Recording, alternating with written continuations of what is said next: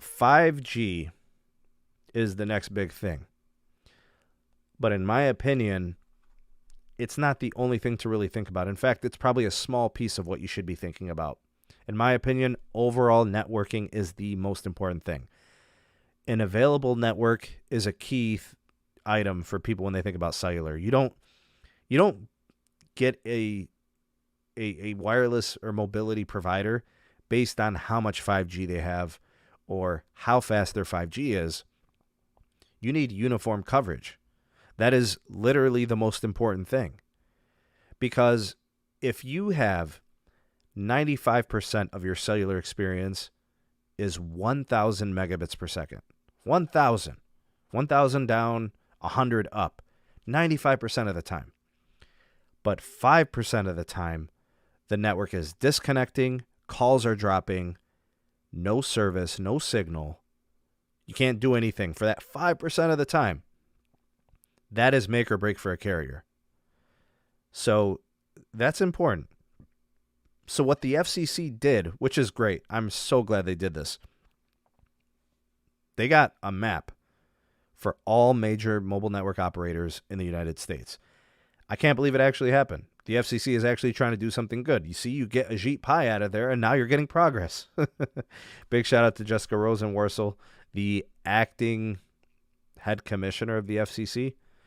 I don't know why we still need a fifth commissioner, and you might as well just give her the gig full time. Anyways, the map shows all of the mobile connectivity for an area. It's not specifically mapping 5G or anything like that. It's like LTE and calling and data is available. All right. So, and to be fair and to be honest about it, I mean, what do you want better than that? It's an FCC map. Do you really care if there's an icon that says, 5G or 4G LTE? I'm happy about this. Honestly, guys, I mean, could you ask for more first step from the FCC? It's a great first step. I'm not saying we've won the war, but it's a nice battle to take a W in. So we got availability of networking across the entire great country of the USA. Previously, maps have been horribly inaccurate. They've been incredibly inadequate and not really helpful to people to make a decision on what carrier to use. They've been essentially useless because carriers have been lying about their mapping. So all this in response to new legislation that was passed, I think, March of last year, back in 2020, in the attempt to try to close the digital divide and actually get the carriers accountable for having some semblance of a network availability visual tool. All right, a diagram, if you will. The map is fully interactive. You guys can access it at the FCC homepage. They've got Verizon, red. They've got AT&T blue, and they've got T-Mobile, which is pink. They've got the colors in there. It's color-coded. It's interactive. It's got an overlay feature where you can see all the networks intermingled and see where the coverage gaps are for each carrier. That's interesting, right? You see where the gaps are for T-Mobile. You see where the gaps are for Verizon and AT&T, respectively. The mapping has LTE, voice coverage, and both mapped together. So this would be like, well, why do I want to know that? Why do I want to see like voice coverage versus LTE? Well, the LTE is going to be data for what you want to do, right? Like you're going to be streaming video. You're going to be watching Netflix. You're on the road going through, half of Missouri. Well, if you know that an area only has calling, you have your expectations to be realistic. Oh, I can't watch Netflix in the back seat of the Uber because there's no coverage in the spot. The calling versus video streaming, I think that's pretty cool. Different demands, different expectations. Again, 5G is not covered.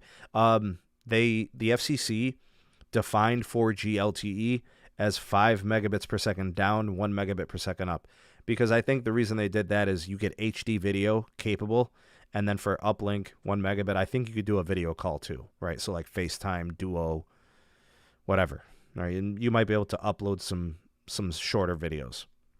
It's a good start. I'm very happy about this. There's a lot of work to do. Obviously, the 5G piece has to get mapped as well.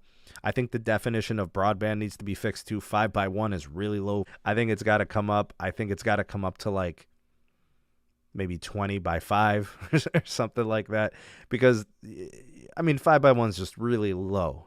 But in some places, you could imagine just getting a signal, a low band signal, to have some kind of data transmission is going to be difficult to do. So like I said, it's a good start. Areas where carriers have coverage, areas where they may only be one carrier could have usable service. Now you can make a better decision. What I noticed is when I was looking at the map, west of the Mississippi, just west of Mississippi, those next states right over, they're okay. Everything east of that is good, mostly. But man, the west, man, Nevada, there are parts of, Montana, Idaho, man, there's like no coverage. And it's not just AT&T or Verizon. It's not just T-Mobile. You could see clearly where the gaps are. Now, there are certain places where Verizon has coverage and nobody else does. And there are some places where T-Mobile has coverage too, where nobody else does. So it's kind of like you look at the map and you make a decision. How often am I in those places? Does it make sense for me to leave AT&T for Verizon, or does it make sense for me to leave Verizon for T-Mobile, or whatever that may be?